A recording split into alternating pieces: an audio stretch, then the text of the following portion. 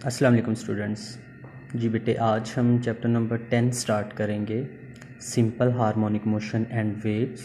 और उसमें हम आज टॉपिक नंबर 10.1 कवर करेंगे, सिंपल हार्मोनिक मोशन। और उसके बिहाफ पर मेरा बेटा हम एक उसकी एप्लीकेशन आज एक्सप्लेन करेंगे, when mass attach to a spring.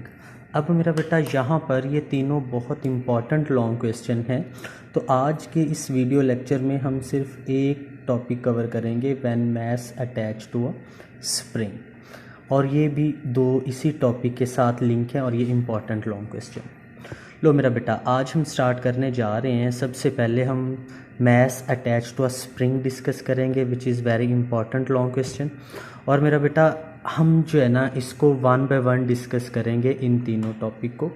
लेकिन आज जो हम स्टार्ट करेंगे वो हम स्टार्ट करेंगे डायग्राम। सपोज़ कर ले मेरा बेटा, आपके पास ये एक मास है जो एक स्प्रिंग के साथ अटैच है और वो ओ पोजीशन पर रुका हुआ है, और इसको मेरा बेटा आप नाम दे दें मीन पोजीशन। आपने क्या किया, इस मास के ऊपर फोर्स लगाई बाहर की तरफ इस डायरेक्शन में। तो जब मेरा बेटा आपने इसके ऊपर बाहर की तरफ फोर्स लगाई, उस फोर्स को आपने नाम दे दिया एक्सटर्नल फोर्स। अब ये वाला जो मास है वो मेरा बेटा हमारे पास मास जो है वो ओ से ए तक उसने मूव किया। तो अब मेरा बेटा ओ से ए तक का जो आपका डिस्प्लेसमेंट होगा उसको आपने किससे रिप्रेजेंट कर लिया, उसको मेरा बेटा आपने एक्स से रिप्रेजेंट कर लिया। अब हमारे पास जैसे ही हम इस मास को छोड़ेंगे, ये मास जो है वो किस तरफ मूव करेगा, टुवर्ड ओ मूव करेगा। लेकिन ये ओ से ओ पर रुकेगा नहीं, ये आगे की तरफ मूव कर जाएगा, और आगे जिस पोजीशन पर ये जाएगा उसको हम बी पोजीशन का नाम देंगे। और इस ओ से बी पोजीशन तक का जो डिस्प्लेसमेंट हमारे पास आएगा वो मेरा बेटा वो भी हमारे पास क्या कहलाएगा, एक्स कहलाएगा। अब ये जो मास है मेरा बेटा, ये मास हमारे पास बी पोजीशन पर भी नहीं रुकेगा और ये क्या करेगा, ओ की तरफ मूव करेगा। और इसी तरह मेरा बेटा ये ए और बी के दरमियान जो है ये ऑसिलेट करता रहेगा। लेकिन अब क्वेश्चन ये है कि मेरा बेटा हमारे पास ये जो ओ है इसको हम नाम देंगे मेन पोजीशन का, और ए को हम नाम देंगे एक्सट्रीम पोजीशन का, ठीक है। और उसके बाद मेरा बेटा हमारे पास जो बी है इसको नाम मेरा बेटा ये भी हमारे पास क्या कहलाएगी, एक्सट्रीम पोजीशन। अब मेरा बेटा हमारे पास ये मास क्या करता रहेगा, इसी एक पॉइंट के टू एंड फ्रो जो है वो मूव करता रहेगा। तो इस मोशन को मेरा बेटा हम फिर कह सकते हैं कि ये मोशन हमारे पास वाइब्रेटरी मोशन है, और वाइब्रेटरी मोशन भी हम इसको कह सकते हैं, और ऑसिलेटरी मोशन भी इसको कह सकते हैं। अब मेरा बेटा आप मुझे बताओ कि 9th क्लास में हमने पढ़ा था कि वाइब्रेटरी और ऑसिलेटरी मोशन जो है वो क्या होती है, टू एंड फ्रो मोशन। जी बेटा, किसी भी बॉडी की जब एक ही पॉइंट के टू एंड फ्रो मोशन मेरा बेटा हो तो उस मोशन को मेरा बेटा हम क्या नाम देंगे, वाइब्रेटरी मोशन। लेकिन अब यहाँ पर हमने ये प्रूव करना है कि हमारी जो सिंपल हार्मोनिक मोशन है ना ये वाइब्रेटरी मोशन है। अब मेरा बेटा मुझे एक बात बताइएगा, अगर इस डायग्राम को हम गौर से देखें तो जैसे जैसे हम फोर्स अप्लाई करेंगे, एक्सटर्नल फोर्स बढ़ाएंगे, चेंज इन लेंथ या ये डिस्प्लेसमेंट में भी क्या आएगा, चेंज आएगा। इस x को मेरा बेटा आप नाम दे दे चेंज इन लेंथ। और रिमेंबर ये चेंज इंक्रीज भी हो सकता है और ये चेंज डिक्रीज भी हो सकता है। अब मेरा बेटा हम नेक्स्ट जो है ना वो आगे इसके साथ कुछ डेरिवेशन डिस्कस करेंगे, और डेरिवेशन के साथ साथ ही हम क्या करेंगे, इन पॉइंट्स को स्टडी करेंगे। तो सबसे पहले मेरा बेटा हमारे पास जो सबसे पहला पॉइंट आ जाता है वो हमारे पास आ जाता है हुक्स लॉ। जी मेरा बेटा, सबसे पहले हमने डिस्कस किया कि हमारे पास क्या आएगा,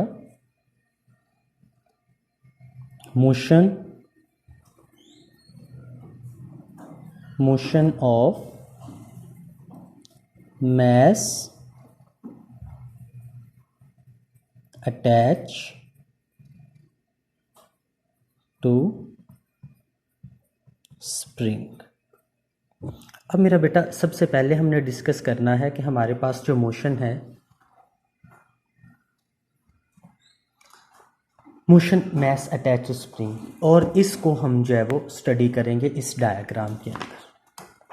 ठीक हो गया, इस मोशन को हम ये नाम देंगे। उसके बाद मेरा बेटा हमारे पास जो सेकंड हम डिस्कस करेंगे वो हमारे पास आएगा Hooke's law.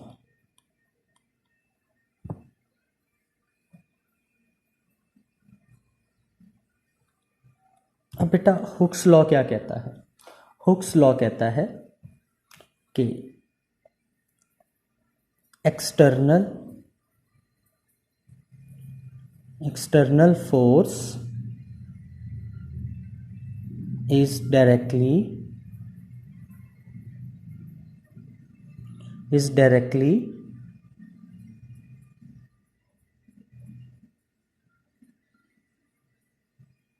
directly proportional to the change in length। तो इसका मतलब ये हो गया कि हमारे पास मेरा बेटा जो फोर्स है वो डायरेक्टली प्रोपोर्शनल है चेंज इन लेंथ की। और हमें पता है कि जब हम प्रोपोर्शनैलिटी का सिंबल ख़त्म करते हैं तो हम इसके साथ क्या करते हैं, एक कांस्टेंट लगाते हैं और इज इक्वल टू लगाते हैं। आप इसको मेरा बेटा इक्वेशन नंबर 1 कह दें, और चूंकि ये एक्सटर्नल फोर्स है तो इसके साथ मैं EXT लगा देता। इसको मेरा बेटा, और यहाँ पर हमारे पास where K is proportionality constant. लो मेरे बेटा, हमारे पास ये K क्या है, एक प्रोपोर्शनैलिटी कांस्टेंट है, और इस K को हम बोलते हैं स्टिफनेस ऑफ स्प्रिंग। अब मेरा बेटा हमारे पास इसको हम स्प्रिंग कांस्टेंट भी बोलते हैं। अब मेरा बेटा हमारे पास स्प्रिंग कांस्टेंट क्या होता है? अब इसी स्प्रिंग कांस्टेंट को हम यहाँ पर डिस्कस करेंगे।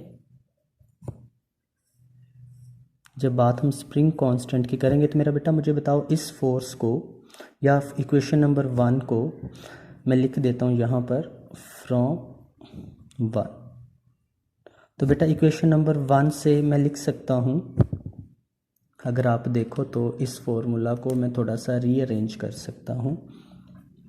K is equal to F EXT over X। तो आपके पास देखो तो ये external force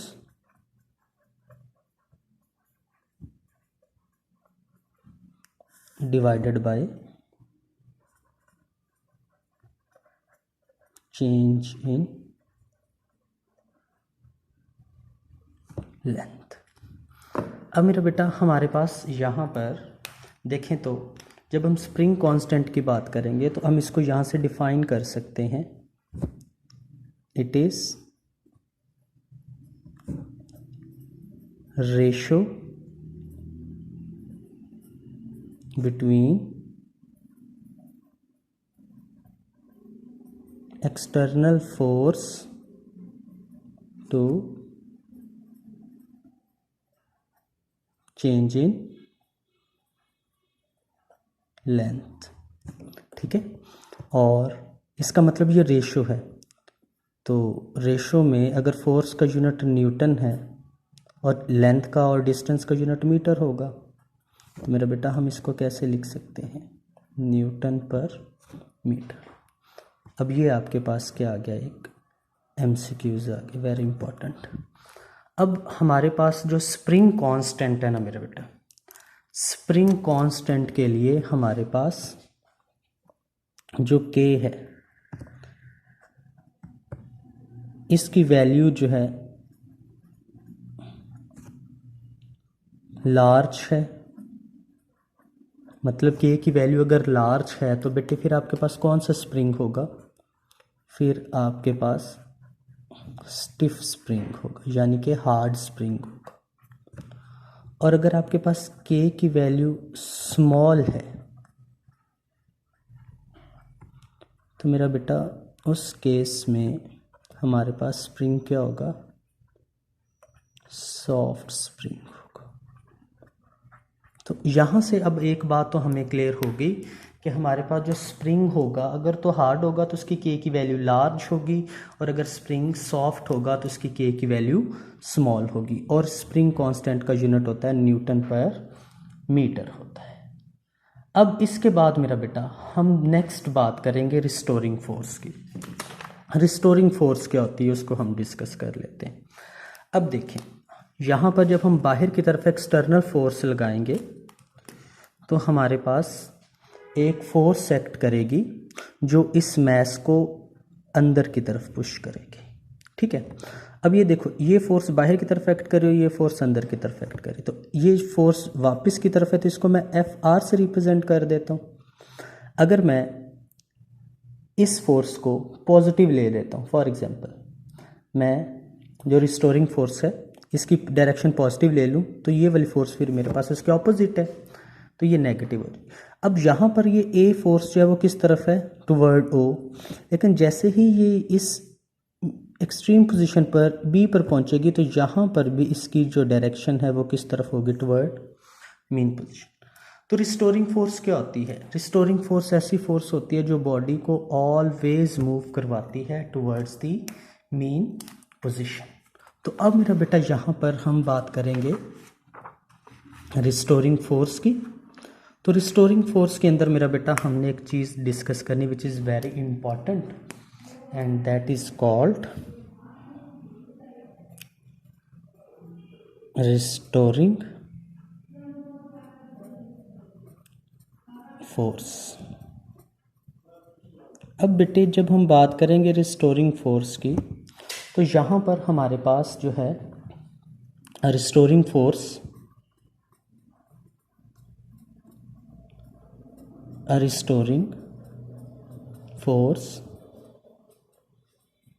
always push or pull. Restoring force always pushes or pulls the object performing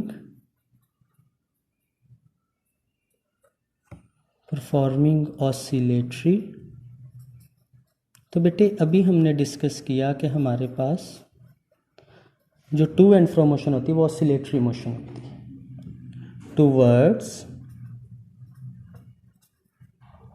towards the mean position.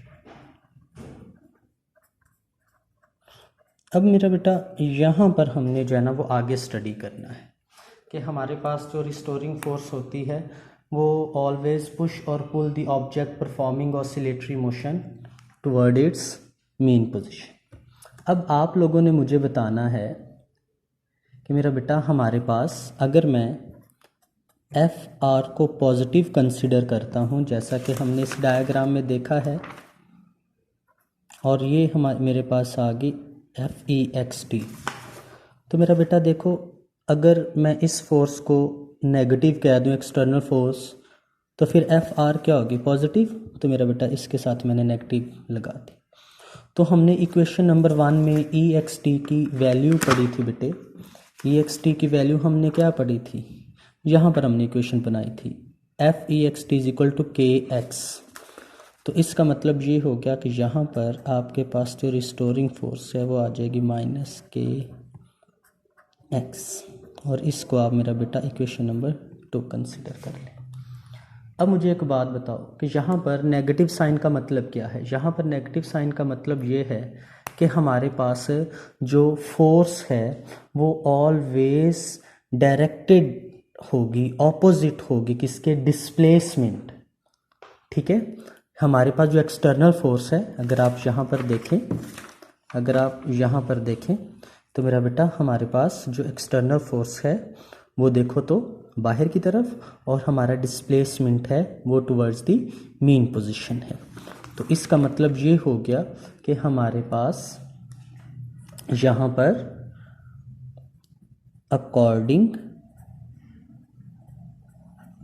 To second law, जी बेटे हमने पढ़ा था F is equal to ma, और इसको आप इक्वेशन नंबर 3 कह दें। तो मेरा बेटा अब मुझे बताओ, अगर इन दोनों इक्वेशंस की लेफ़्ट साइड सेम है तो डेफिनेटली फिर राइट साइड भी सेम होगी।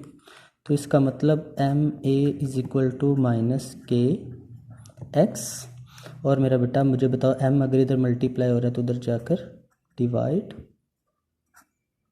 Over m into x। और मुझे एक बात बताओ, आपके पास ये जो है ये एक कांस्टेंट फैक्टर होगा, ठीक है, ये कांस्टेंट फैक्टर होगा। तो इसका मतलब ये हो गया कि मैं इसको लिख सकता हूँ a is equal to minus constant और साथ क्या आ जाएगा ax। और आप जैसे देखो स्टार्टिंग में हमने किया था कि जब हमने कांस्टेंट को, प्रोपोर्शनैलिटी को ख़त्म किया था तो कांस्टेंट लगाया था ना k। तो अब मेरा बेटा हम ये करेंगे कि हम कांस्टेंट को ख़त्म करेंगे और प्रोपोर्शनैलिटी का साइन लगाएंगे, और हम लिख लेंगे a प्रोपोर्शनल टू -x। तो इसका मतलब ये हो गया कि हमारे पास यहाँ पर acceleration is directly proportional to the displacement from the mean position. लो मेरा बेटा, ये एक हमारा एक छोटा सा टॉपिक था, यहाँ पर ये डेरिवेशन, और इंशाल्लाह हम इसके अगले लेक्चर में मैं इसकी एक्सप्लेनेशन और डायग्राम के अंदर जो होगा बॉल एंड बॉल सिस्टम उसके साथ हम डिस्कस करेंगे। अल्लाह हाफिज़।